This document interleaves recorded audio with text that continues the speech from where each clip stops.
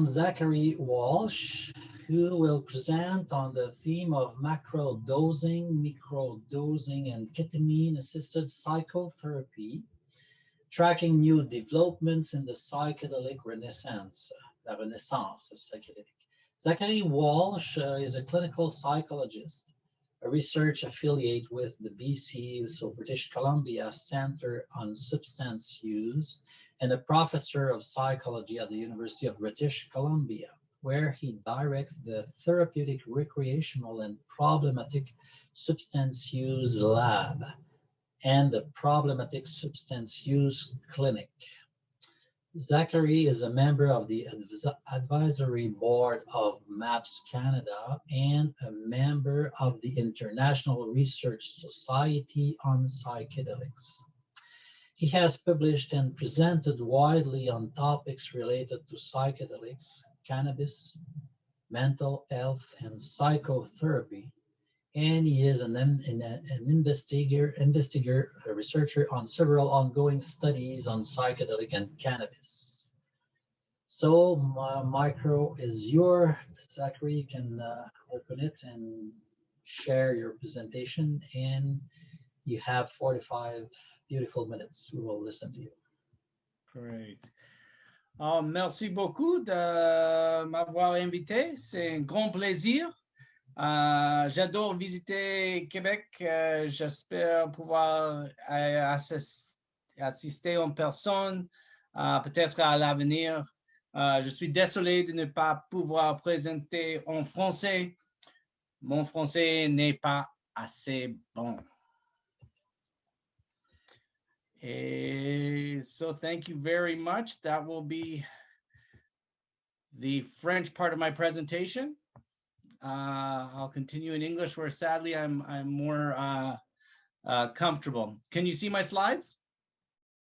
Yes. So thank you so much for having me. This is really an honor. So there's so much I could be talking about with psychedelic psychotherapy. It's such an exciting time in the field, but I wanted to focus on a few new developments, give a little bit of background, some history, but really try to focus in on what I think is new, and some of the research that that is coming out of our group is where I'm going to focus today.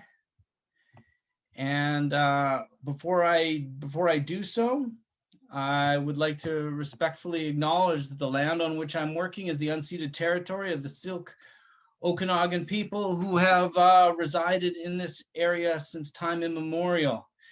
And I also feel, given our timing and given my residence in the interior region of British Columbia, that I just want to be sure and note the tragic finding of this past week, the terrible history of the abuses that went on in the residential schools, and the evidence that continues to mount of just how terrible that Canadian government program was. And I want to humbly hope that psychedelic psychotherapy and some of our new approaches to healing trauma can be, again, with great humility, directed towards perhaps a small piece of repairing some of that hurt, and part of the medicine that can lead us to some kind of reconciliation. I have some disclosures before we get started. I have worked for MAPS, the Multidisciplinary Association for Psychedelic Studies. I worked for the US version of MAPS. I'm Canadian, but they had a study that they conducted in Canada, one of the arms of the MDMA for PTSD trial, a number of years ago, but I did receive some compensation for my clinical work on that trial. And I'm also an advisor to several psychedelic companies and nonprofit organizations. There's Numinous and Entheotech, which are private groups that are developing psychedelic psychotherapy clinics, and I advise them on that. And Mycomedica Life Sciences and MAPS Canada are public benefit corporations. MAPS Canada is a nonprofit, and I'm also an advisor to them.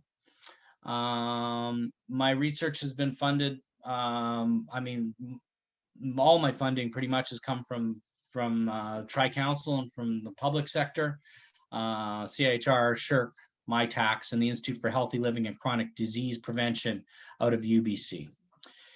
And in terms of a broader disclosure, I've taken the habit of disclosing what I see as my own perspective, to the extent that it's helpful and clarifies. I am an advocate for liberalization of drug policy. I think the war on drugs has been a terrible mistake with tremendous damage, largely in terms of a racialized system of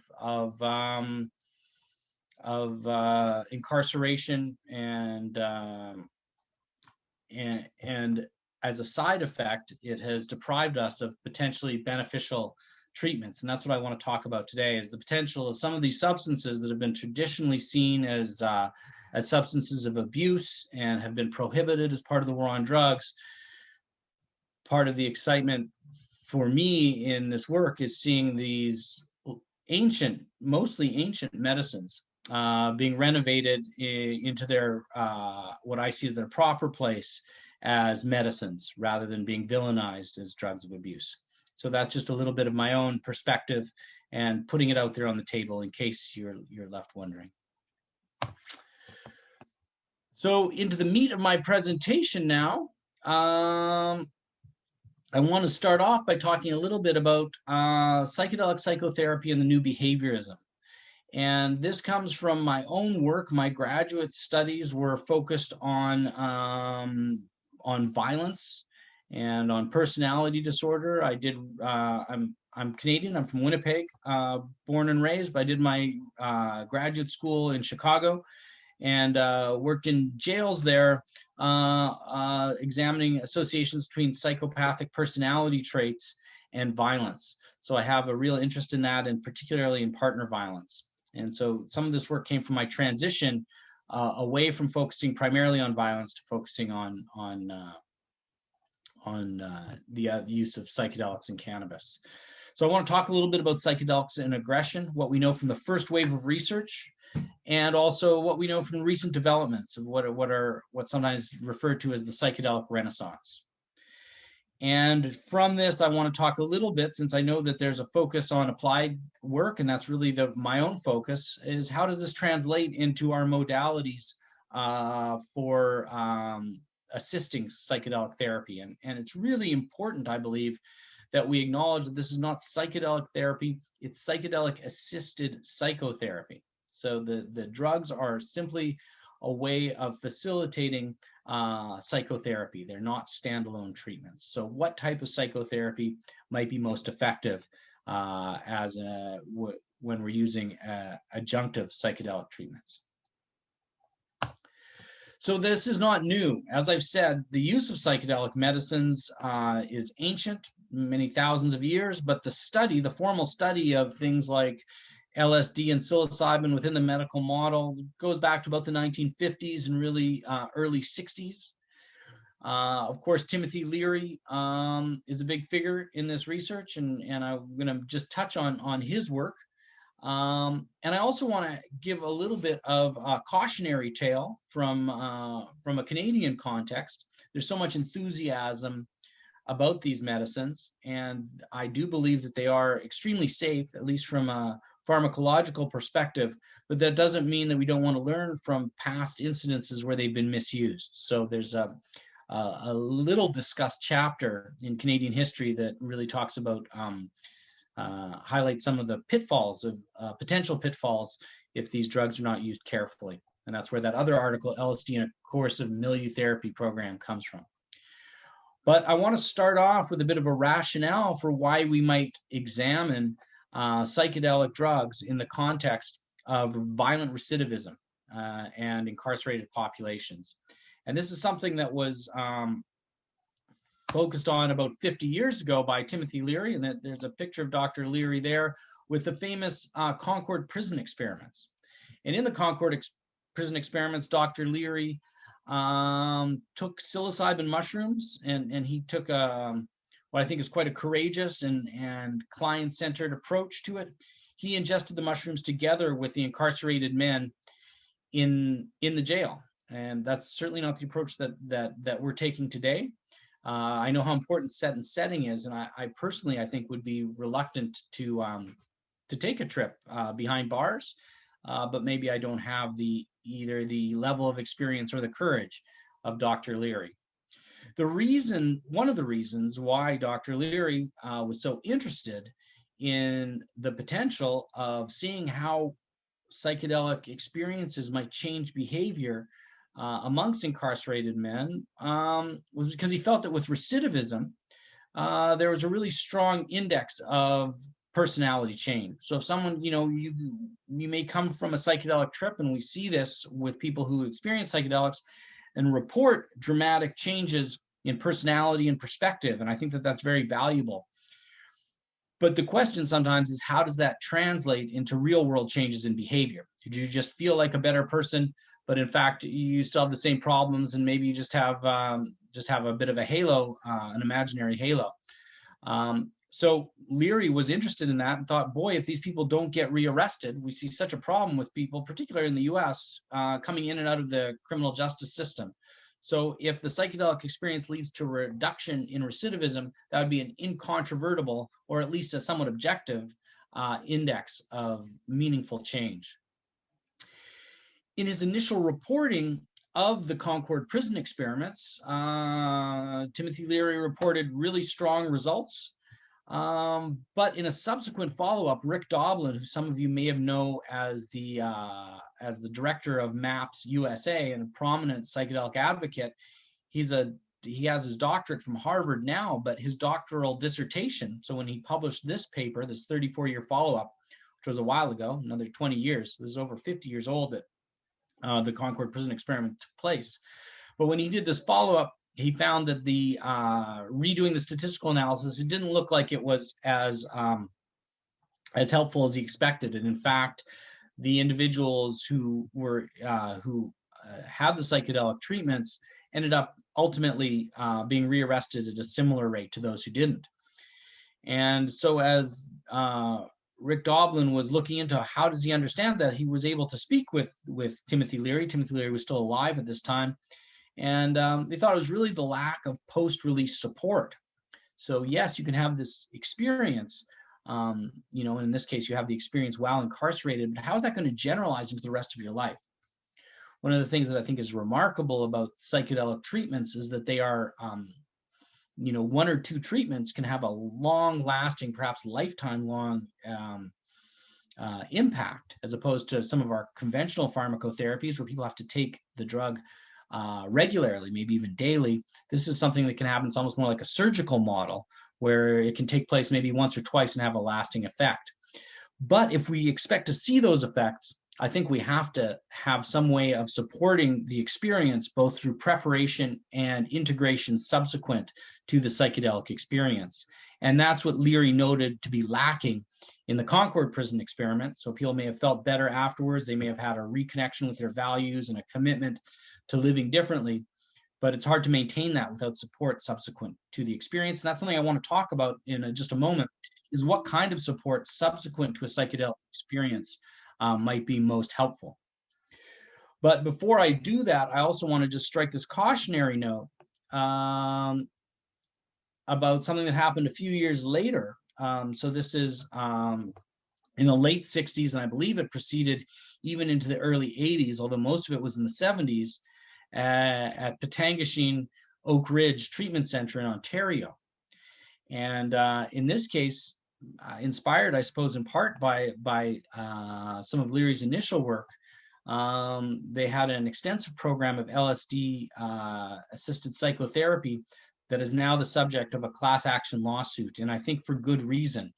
The way it was described at the time is confrontation, anxiety arousal, support in communities, small groups, and demystifying drugs, which sounds maybe questionable, but it sounds a lot gentler than what we see in the report from the class action lawsuit, which describes men escorted into the ward, administered LSD, where they were stripped naked and engage in trips that would sometimes last a number of days in group therapy sessions. So this is clearly not an ethical treatment. And as we proceed with LSD psychotherapy, psilocybin-assisted psychotherapy, psychedelic therapy broadly, we want to be very aware of some of these egregious behaviors, these terrible behaviors that have taken place in our history. So most of my presentation is going to be, cheering on the psychedelic renaissance and talking about what I see as this terrific potential. But I feel I'd be remiss if I didn't also note some of the darker aspects of the history, particularly stuff that's happened right here in Canada. So if you're interested in that, there's more literature on it available on the internet. Just look up the Oak Ridge class action lawsuit and the LSD psychotherapy. So on a more positive note, there was this initial surge of interest led by Leary, and there was a backlash, became part of the culture wars that we're all too familiar with, and the war on drugs, etc. And so because of that, research into psychedelics from about the mid 60s until really the early 2000s, and really 2010, I think things started to accelerate even more. But in between there's very little research done. And for me in Canada, but I think even more broadly, this paper was a really big turning point that came out in 2015. This really was the indication that this psychedelic renaissance was becoming mainstream, because here we have the Canadian Medical Association Journal, which for those of you who are familiar with it, you may argue with my characterization, but I would call it a fairly conservative publication. I don't just say that because they've rejected so many of my submissions, but it is a fairly conservative publication. And for them to put this rainbow cover with psychedelic drugs, I think it really indicated that there was a switch in attitude towards the therapeutic potential of this class of medicines when it comes to psychiatry. And this is just a review article, and I believe it's open access, so I invite you to give it a look. It's a nice review of what we knew up to 2015, although since then the research has accelerated so much that there's a lot more out there. And I would say that it's pretty much uniformly positive in terms of the classic psychedelic compounds of primarily psilocybin, but also MDMA. And what these at the time were small scale studies show that certainly there's good safety, in terms of adverse events. These substances are as safe as many drugs that we currently use. And from the preliminary research, they are quite showing quite a lot of promise. And there's been a number of reviews since that time, and I'm not going to review all the literature today because I want to talk about a few specific topics, but I just saw this paper as a real turning point. So now on to research from my group and my colleagues into what I would call the second wave of psychedelic research. And this is really what got me started. My colleague Peter Hendricks, who I met at the MAPS, at an early MAPS conference, was presenting this research. It's very difficult still to do clinical trials with psychedelics. There's a lot of red tape involved in administering these drugs, and particularly if you're looking at a vulnerable population, for good reason perhaps, given what I had shown you earlier. But if you're looking at a vulnerable population, it's very difficult to administer the drugs. So we're left with large population studies. And of course, those have limitations in terms of interpretation. Nonetheless, I think they give us some good suggestions, and they're quite powerful given the large N. So this is a study of a large US nationwide criminal justice sample, 25,000 individuals. And in this case, they looked at probation failure. So similar, sort of recidivism, but not quite as high a bar because you don't have to be convicted. You just fail your probation due to an arrest or something.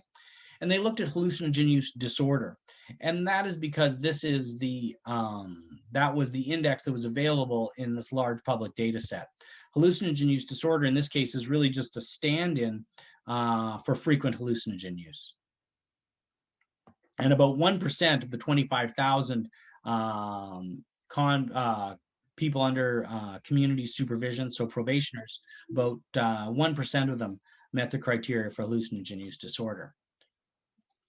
And what the study found, if you look at the odds ratio, is that a hallucinogen use disorder was associated with only 60% likelihood of of failing supervision. So it means that they were, if 1% means there's no, an odds ratio of 1 means there's no effect. If it's greater than 1, that means that it's a risk factor. But if it's less than 1, that means it's protective. And what you see is that having a hallucinogen use disorder was protective for probation failure, which is remarkable because typically a substance use disorder is a risk factor. We'd expect to see that odds ratio of greater than 1, certainly not less than 1. But this time it's almost half. People with hallucinogen disorder were 60% as likely. So almost half as likely to fail at probation. And if you look at some of the other known predictors that are protective for recidivism, things like having a job. Having a job is also predictive, being employed, but not as predictive as a hallucinogen use disorder. So, if you're getting out of jail and you say, should I have a job or should I have a hallucinogen use disorder? You might recommend the hallucinogen use disorder if you want to stay out of trouble. I'm joking, of course, but the effect size is greater for hallucinogen disorder than for having a job. Also, being married is supposed to keep you out of trouble, and it did. But again, not as strong as hallucinogen use disorder. So this is really remarkable that having a history of using a drug would produce these kind of results. And it made me go back to some data that I had from my dissertation looking at recidivism.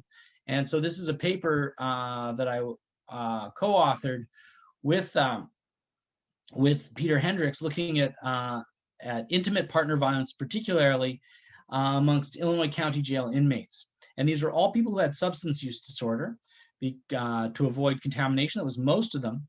And in this case, we had a slightly better index of hallucinogen use. So we could do any hallucinogen use or hallucinogen use disorder. And what we found was about 44% of the men in our sample, these are all men, had used hallucinogens, and 7% have met criteria for disorder. This paper got some of the most ridiculous coverage. And you see that cover there, tripping out instead of flipping out, was in the Vancouver paper. And I just want to highlight that those mushrooms on that cover, those are Amanita muscaria mushrooms. They are psychedelic in a way. They're hallucinogenic, but they're very harsh and also kind of toxic. Those are not magic mushrooms. So if you are interested in harvesting magic mushrooms, don't harvest mushrooms that look like the cover of that. You may hallucinate, but it won't be the trip I think you're most likely looking for. So what did we find in that study? So with any hallucinogen use, so the green line, these are survival curves, and they show the number of people who recidivated, who were rearrested, that is, for domestic violence, which is one of the most common offenses in this group of men. And what you see is that in the group who had not used who had not used any hallucinogens in lifetime, almost half of them recidivated. Whereas those who had used some hallucinogens, about a quarter of them recidivated. So a very strong effect. Again, it was around 0.6, very similar in size to the prior study. So here we see an entirely separate sample, very similar effect, and apparently protective effect for hallucinogen use, which is remarkable given, again, that generally substance use is a risk factor for greater recidivism. In this case, any hallucinogen use seemed to be protective. And this is in the Journal of Psychopharmacology, which is a very reputable mainstream journal that published this. And in our next analysis, in this case, we looked at hallucinogen use disorder. So this means more frequent hallucinogen use, and we see an even stronger effect.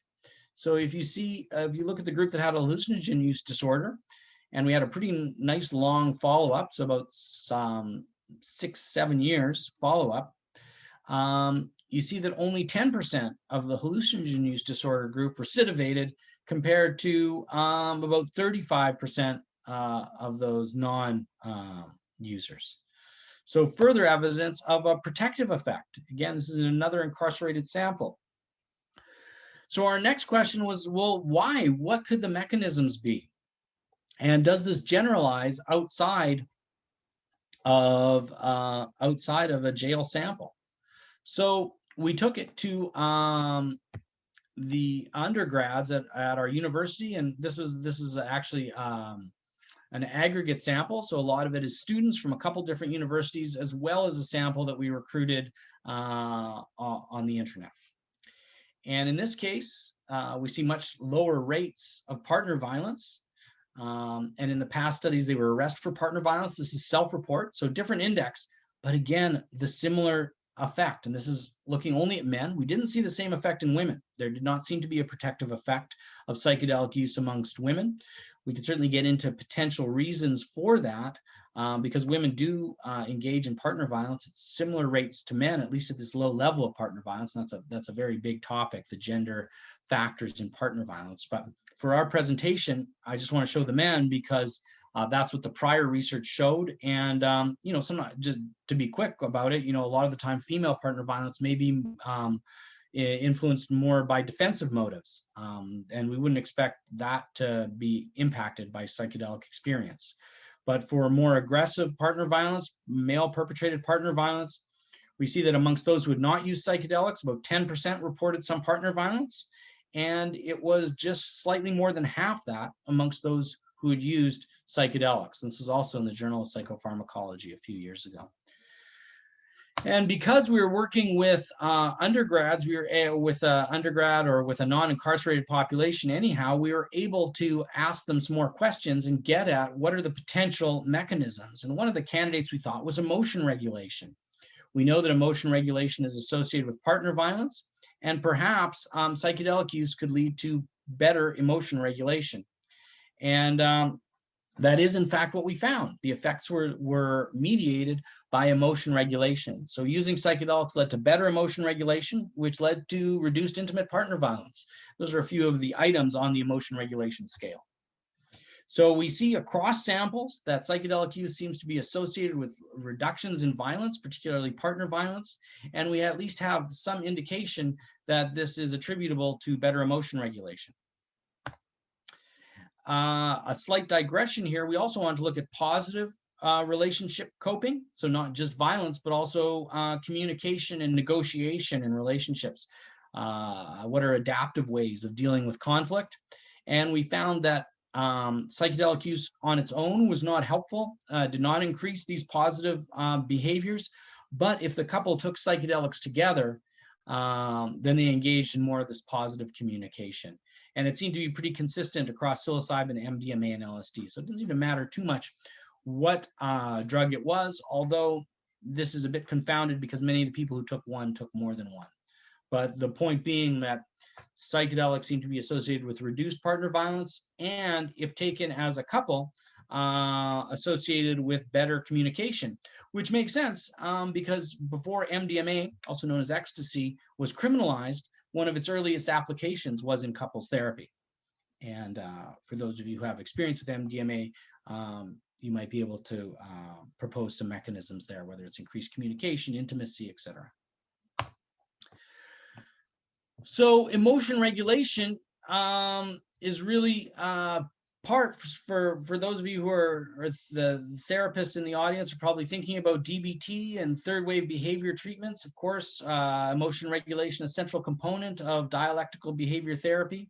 And of course, we're not the only ones who are thinking of this. So there's some work from other groups. There's some great work done in Spain, looking at ayahuasca use amongst members of the religions where ayahuasca use is allowed. And they also demonstrate that using ayahuasca can increase mindfulness and improve emotion regulation.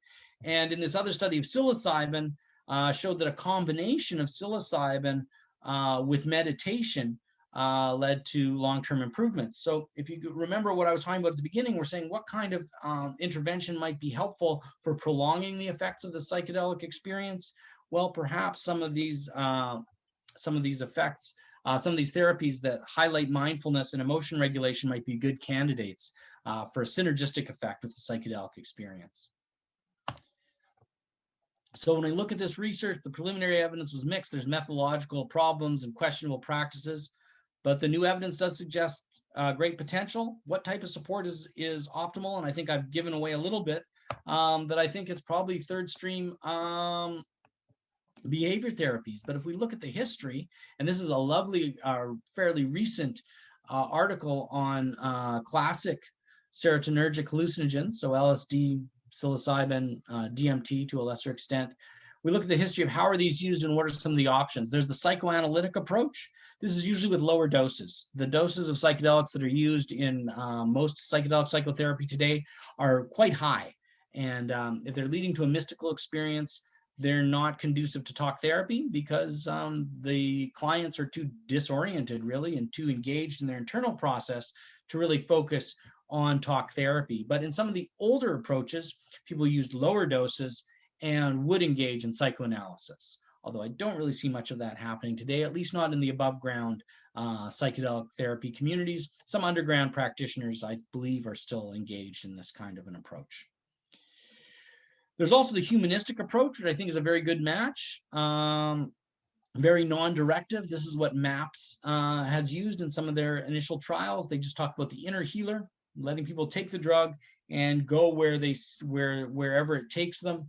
And the role of the therapist in that case is really just to hold the space and increase a sense of safety and benevolent oversight rather than any kind of direction.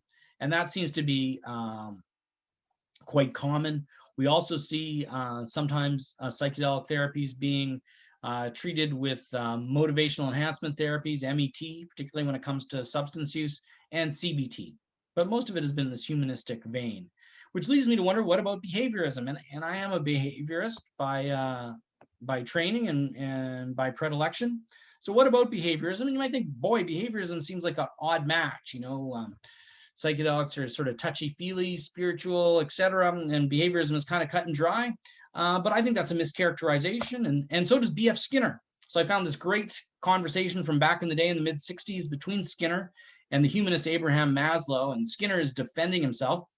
I mean, if you title a book Beyond Freedom and Dignity, you could see why people would assume that you're not overly touchy-feely. But nonetheless, Skinner says he had a lot of peak experiences, and they didn't interfere with him being a behaviorist. Maybe you should get to know a behaviorist better, he says to Maslow. So yeah, I don't think behaviorism is naturally a misfit with psychedelic psychotherapy. So I want to move along, make sure we get to all this interesting material that I want to share with you, and I'm aware of time, so I won't get into this too much. But when we think about behavior therapy, it's not just one thing. There's that early Skinner behavior therapy, which I don't think is practiced too much anymore. There's that second round of cognitive therapy, Albert Ellis and Beck, challenging cognitions. And I'm not sure if we see too much of that in the psychedelic psychotherapy, but what we are seeing is a convergence around these acceptance and mindfulness-based models, what's sometimes called the third wave of behavior therapy. And the most prominent models of that are ACT, acceptance and commitment therapy, and of course DBT, dialectical behavior therapy. The big difference is that these new models, this third wave, focuses on cognitive processes. How are you relating to your thoughts rather than changing the schemas or the contents of the thought? And obviously that's an oversimplification. There may be some cognitive therapists out there who are wincing at my reductionist approach to cognitive therapy. For the record, my practice is focused on third wave therapies. And so just talking briefly about DBT, it's a blend of behaviorism and also Zen and Western contemplative practices, and balancing them in a dialectical framework. We talk about mindfulness, distress tolerance, both of which have already emotion regulation. I think we've talked about those a little bit in the context of the research, and interpersonal effectiveness. ACT is a modality that's really gaining some traction in psychedelic psychotherapy, and it focuses on psychological flexibility, so contact with the present moment and acting in a way that's consistent with your values. And Steve Hayes is the founder of ACT, focuses on decentering, distancing, and perspective shifting, all of which I think are very congruent with the features of the psychedelic experience. So some of the targets of ACT are cognitive diffusion, reducing the tendency to treat your thoughts as if they were more than thoughts, as if they were real. Acceptance of difficult feelings, letting them come and go without struggling, being present focused, getting a transcendent sense of self that allows you to observe the changing patterns of life, and committed action, which means acting in a way that's consistent with your values and identifying your values as part of that. Now, the idea, and these therapies are highly influenced by Eastern contemplative practices, Zen for one, and the idea that these traditions can be merged with psychedelics is not at all new. We have to go back and give credit to Alan Watts, who identified some of these consistencies, and he focused on the psychedelic experience, talked about concentration on the present, and you see that very much within ACT, awareness of polarity, which is like an acceptance of the dialectic in DBT, awareness of relativity, and awareness of eternal energy. So I think these are all congruent with third wave behaviorist concepts, even though they were identified by Alan Watts long before those treatment modalities came to prominence. And it wasn't just Alan Watts, of course. Ram Dass, Be Here Now was an attempt to merge psychedelics with meditation, mindfulness practices, and some Eastern contemplative philosophies. Timothy Leary also worked on merging the psychedelic with the Tibetan Book of the Dead. Aldous Huxley in the Perennial Philosophy also outlined these. So what's old is new. And we recently published, or not too recently, but not too long ago, published a paper talking about integrating psychedelics and third wave behaviorism. And what we note is that mindfulness and emotion regulation appear to potentially underlie some of the benefits of the psychedelic experience. These practices are key components of third wave behavior therapies, and it leads us to wonder whether or not these third wave therapies might be the best way to go, or one of the good ways to go, to enhance the effects of psychedelic therapy. And in this, we're not alone. A recent group from Yale who have made their open access of their manual for psilocybin-assisted therapy for depression. And one thing that's really nice about the manual is they describe their process in selecting an ACT-based approach. And they compared some other candidates: mindfulness-based cognitive therapy, interpersonal psychotherapy, acceptance and commitment therapy. And they noticed that whereas MBCT included non-judgmental acceptance, focus on the present moment and self-transcendence, ACT also had those components, but included personal values and value-based action, which is why they decided that ACT was the leading candidate for supporting psychedelic assisted psychotherapy. And you may see reference to what's called the ACE model, which is basically an adaptation of ACT, a formal adaptation of ACT in psychedelic assisted psychotherapy. And this field of research has expanded to the point where there is a special article on contextual behavior science and the psychedelic renaissance. So a number of articles looking at this convergence that I think is very promising. So if this is something that interests you, I encourage you. I believe this is open access. So a lot more reading that you could do on that. So that's macrodosing, or large-scale dosing. I want to spend the rest of what's left of the presentation briefly touching on some other topics in psychedelic psychotherapy that you may come across that I think are interesting and are more emerging. One of which is microdosing. And even in the last couple of years, there's been a dramatic increase in interest in this. This is taking small doses of psychedelics. Sometimes it's called subperceptual. I don't like that. I think people can perceive it. In fact, the few trials that have looked at condition guessing found that people do know when they're microdosing, but it's certainly not big enough to interfere with daily functioning. So rather than being subperceptual, I would say non-impairing. And usually it's done a couple times a week on a regular cycle. It's not something people do once. It's meant to enhance day-to-day functioning. And there's been a growing body of research on this, one of the larger studies and one of the earlier ones, even though, and almost all this research is from 2020. There's some brand new stuff that's casting some doubt on the extent to which this is placebo versus real. I tend to be agnostic on it, although I'm starting to believe that it may be a legitimate effect.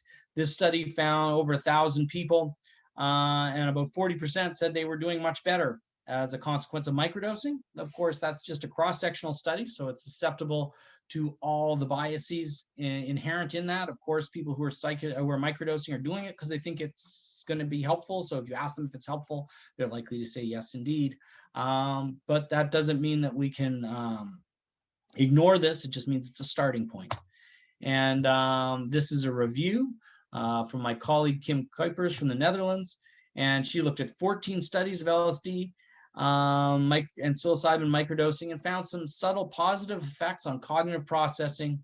And in some of these were lab-based studies, and showed were able through imaging to show effects in brain regions that are associated with cognitive processing. So a little bit more suggestive. We know that something is happening with these microdoses, and we know they're effective at large doses. Might they be effective at small doses? It's a reasonable hypothesis. But we all, I think responsible researchers in the area also noticed that really there's more questions than answers, as the title of this paper suggests. And a recent study is suggestive of placebo effects. So I think the jury is really still out on whether it's a placebo or an active effect. It could be that it's both. That knowing that you're microdosing leads to an enhanced placebo. We know that that wouldn't be a unique situation. A lot of drugs work better if you know you're taking them, particularly if the outcome is subjective psychological effects. We have engaged in what is the largest study to date of microdosing, and working with Paul Stamets, who's a proponent of microdosing and certainly one of the world's leading psilocybin researchers and mushroom experts more broadly. We're using Quantified Citizen, which is an online way of tracking people a little bit more closely with their microdosing. So it's not all retrospective. We're doing daily diary, etc. One of these papers is under review right now at Nature. So that's what I'm presenting to you here.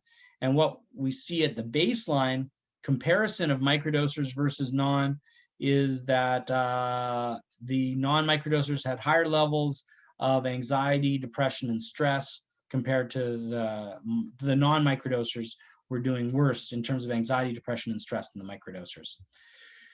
And this is very preliminary. It's under review, so take it with a grain of salt. But at 1 month follow-up, we saw the blue line here were non-microdosers, and you see a non-significant reduction over a month in depression and negative mood. And we see a more pronounced, and this was significant, decrease in negative mood amongst the microdosers. Again, this is not placebo-controlled, but it is longitudinal. So it's a step up from the cross-sectional studies that we've looked at. Clearly, we need controlled trials, although those may be a long way off because it's going to be very difficult to get authorization to send people home with a bunch of microdoses. So that's microdosing. I urge you to keep your eyes peeled. One other area that I just want to touch on, because I think it's likely to come across your desk in your clinical practice, is ketamine. Ketamine is it's debatable the extent to which it's a psychedelic. It certainly doesn't operate by the same mechanisms as things like psilocybin and LSD, and it's less similar than even MDMA is to those substances. It's a dissociative anesthetic that works primarily on the NMDA receptors. So whereas the psychedelics work primarily on serotonin, and in the case of MDMA, serotonin and dopamine, this is an entirely different, everything's related in the brain, but this is a different mechanism of action, certainly. And ketamine is categorized as a dissociative anesthetic. Its only partner in that area is PCP.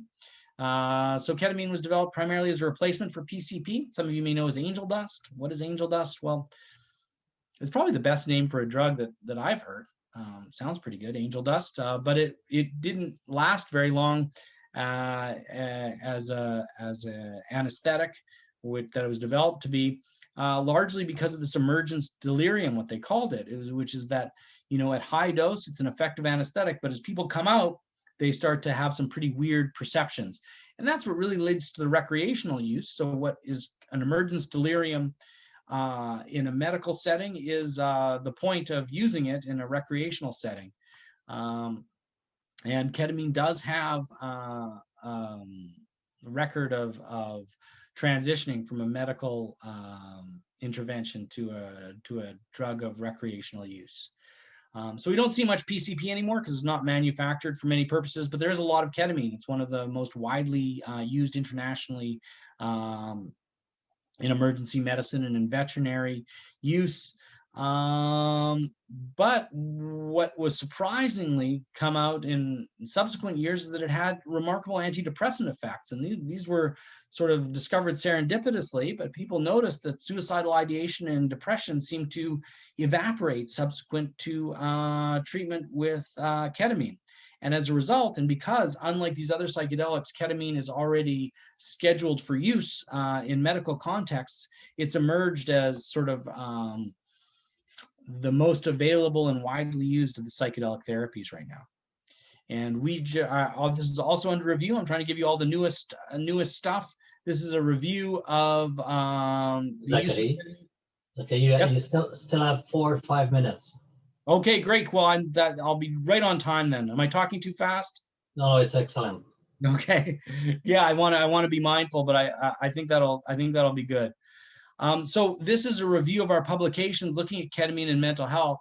It's a little small. I don't know if you can track it, but you can see the general trend. So this is around 2010, see very few publications. And then starting around 2015 till 2020, a dramatic increase in interest in the use of ketamine as a treatment for mental health, particularly treatment-resistant depression. And what the research shows pretty consistently is a dramatic decrease in suicidal ideation and depression in the few days subsequent to ketamine administration. The downside of that is that these are transient effects, and the depression and suicidality tend to reemerge after a week or sometimes even less subsequent to the ketamine administration. So one thing that I think is really important as we look at refining ketamine therapy is getting back to what I started with. How do we support this experience through preparation and integration so that readministration of the drug is kept to a minimum? Typically, the way ketamine is being administered in ketamine clinics they're more prominent in the US, but they are cropping up here in Canada as well, as intravenously with very little therapeutic support. It's treated almost like electroconvulsive therapy, where you go in, you're told to, tolerate the weird experience that can come from ketamine, and that you'll feel better afterwards, as opposed to a psychedelic psychotherapy approach, which encourages people to engage with the psychedelic-like experience that comes from ketamine administration. And I will say, as someone who's been trained in ketamine-assisted psychotherapy, as part of that training, I went through ketamine administration, and I've also experienced other psychedelic drugs. And ketamine is a very strong, very overpowering psychedelic experience. Sometimes not as difficult as some of the other psychedelics, because not as biographical, but very disorienting. So it makes a big difference if people are prepared and are able to work with it afterwards, as opposed to being told, just deal with it and your depression will be better afterwards. So that's a bit of a tension in the ketamine psychotherapy world, is what kind of support is necessary. The harmful effects of ketamine are that it causes disorientation, agitation, potential hyperactivity during the ketamine session, although if you're in a therapeutic environment, that's not really a problem. Long-term frequent use, unlike the other psychedelics, which are extremely safe, at least from a, frankly, toxicology perspective, long-term frequent use of ketamine can cause severe harm to the bladder, although there is not evidence from therapeutic, medically supervised use. But we know that people who abuse ketamine can get ketamine bladder, which is a terrible condition with debilitating effects. So based on all these positive effects for ketamine, it's recently been approved as intranasal ketamine, Spravato, by Janssen Pharmaceuticals, and it's available by prescription in Canada now and widely across the United States. It's incredibly expensive, which doesn't make any sense given the ubiquity of ketamine, and it's quite cheap. And I think part of the idea is that they've patented this new type of ketamine, but I would say that it's not a new type of ketamine. It's the same ketamine in a new package. It's nasally administered, so you get a little squirt of ketamine in the nose. But of course, snorting ketamine is the primary route for recreational ketamine use. So for them to make the claim that they've invented nasal administration is a bit of a stretch. And unfortunately, the price of Spravato is a major obstacle for many people who want to use it. Nonetheless, for those who can afford it, it's a nice option in these infusion clinics that I think are available in Ontario. I'm not sure. I'd love to hear what's on the ground in Quebec. I believe there's some clinics operating. Here in BC, we have a new approach that is just in a pilot stage called the Roots to Thrive, which is a very multifaceted group therapy program. People go through about a month or so of group meetings before the ketamine session.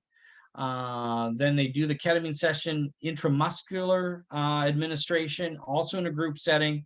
And then there's a lot of integration in groups. So it's a very supported ketamine therapy as opposed to the in-out clinic model of Spravato.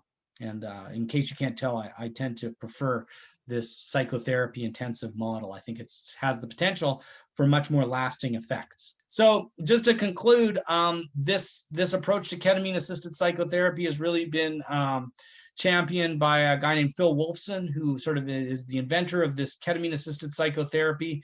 There are some of the premises. There's this nice article, which is also open access by Dore et al., that talks about the ketamine-assisted psychotherapy. And I would be remiss to mention ketamine without mentioning, of course, John Lilly, who was one of the early promoters of ketamine as a psychoactive drug, and who also invented the flotation tank and did some really interesting work in trying to communicate with dolphins and also with UFOs. So one of the nice things about doing research in psychedelics is there's so many interesting characters. So I get to mention Timothy Leary and John Lilly together with some of this more standard biomedical research. And with that, I conclude. I want to thank my students who were involved in some of this research. That's Joy Rootman and Michelle St. Pierre. And that is my lab. You can, I really encourage you to shoot me an email if you have any questions. I'm always happy to chat. And with that, I will conclude. Thank you so much for your attention. Merci beaucoup. So thank you so much, Zachary. One question is coming about, do you know any research results about the treatment of substances addiction with psychedelics?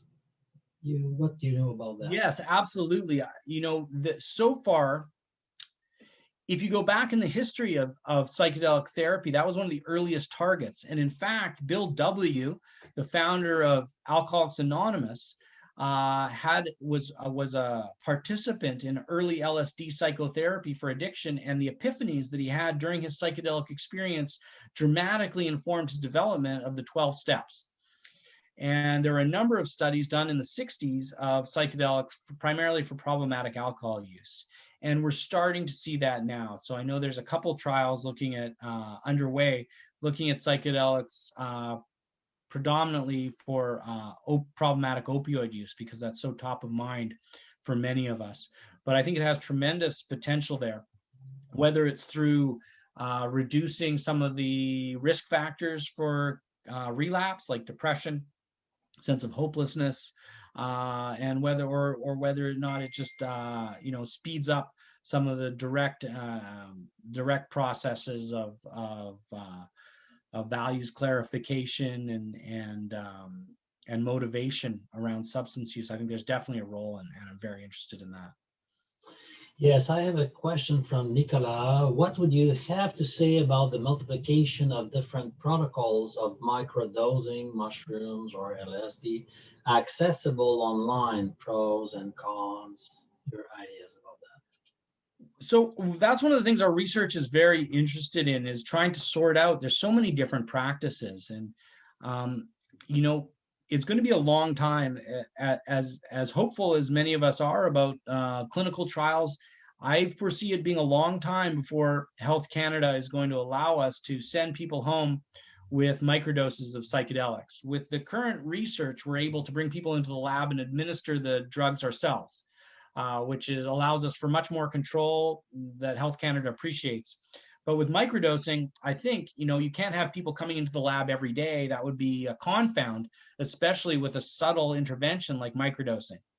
So suffice it to say that I think the kind of controlled trial that would be able to distinguish amongst these different protocols is a long way off, which leaves us with this kind of observational research that we're doing now. And we've been able to enroll about 8,000 people in our Microdose.me study. We're about to do the second round, so please stay tuned and look at Microdose.me is the website. And one thing we're looking at is these different protocols. So there's different protocols in terms of timing. Are people taking it, every other day, I think is one of the common ones, or some people will do 2 days on, 2 days off, however. And then there's also stacking, where people are combining small doses of psilocybin with things like lion's mane mushroom is one of the more popular ones, or other mushrooms and nutraceuticals, which in and of themselves have not been empirically validated as being effective. So as a scientist, I always like to test as clean an intervention as possible, look at one thing at a time, but also I need to follow the patients, because that's where a lot of the wisdom lies. So I want to see what are people doing, and hopefully we'll be able to tease out whether some combinations are superior to others. One of the early signals, and again, I say this very tentatively because it's not peer reviewed and it's still preliminary, is there seems to be good effects for people who are combining psilocybin and lion's mane mushroom in terms of cognition. But we don't know whether that might just be the effect of lion's mane, which we know has been shown to have some neurodegenerative effects and has a long history of use across cultures. So a great question, and something we're very interested in, but I'm not at the point where I'm able to say that one protocol is superior to another. Yes, another question from Simon. Any development regarding the length or the security measures after one had a therapy session with the substance? Like sometimes where they had to spend the night under supervision after an MDMA session, for example. We really want to err on the side of safety, especially given how contentious the topic this has been, and a history which I alluded to of irresponsible use. So, and that's one of the distinguishing points amongst the psychedelics. So with ketamine, the acute effects last about an hour. And so we're able to bring people into the clinic and have the whole thing last under 5 hours. With psilocybin, the effects are more like 5 hours, and you want to give them a lot of time. So sometimes it's 7 or 8 hours for the entire session. And even then, you want to make sure that someone has a safe passage home, someone's going to pick them up. And just 8 hours of therapist time is very costly. I mean, compared to treatment-resistant depression, one of the weaknesses of our healthcare system is, we'll spend $1 to save a penny. So in this case, you might be treating someone for years, but it's an hour at a time. So it's hard to get people on board with a very expensive 8-hour, 2 therapists for 8 hours. So that is one of the issues, is the length of time. And it's also one of the reasons why psilocybin, I think, is being preferred to LSD for a lot of this research, because LSD lasts longer still. So LSD effects are more like 8 hours, which means you need a 10-hour session, which basically mandates overnight. Whereas with psilocybin, it's 5, so you can get away with 7. But the duration of effects is a big deal, and we want to make sure that people are safe. You can certainly be disoriented afterwards. And it can be such a life-shifting experience that it can be disorienting. And if people don't have good support afterwards, it can have a negative effect. People can just feel discombobulated and have a shaken sense of their reality testing. So it's ideal, I think, to get a check-in the next day, subsequent to the session, and then be sure to have a couple of therapy sessions within the next week or so. So we certainly don't want to just give people the psychedelic and then leave them to their own devices. So it's a good point. It's therapy intensive, but hopefully, if someone can resolve some of their problems with treatment-resistant depression, the costs escalate over years and years. If this is something we can resolve in a few, even if they're expensive sessions, I still think we can demonstrate that from a health economics perspective, that this is viable. And so this is the time we had. So thank you so much, Zachary, about this excellent presentation, which opens many, many questions about new avenues to offer treatment to people who have receiver problem. So thank you so much, Zachary. You can stay with us if you want to for the conclusion of the session. No, thank you.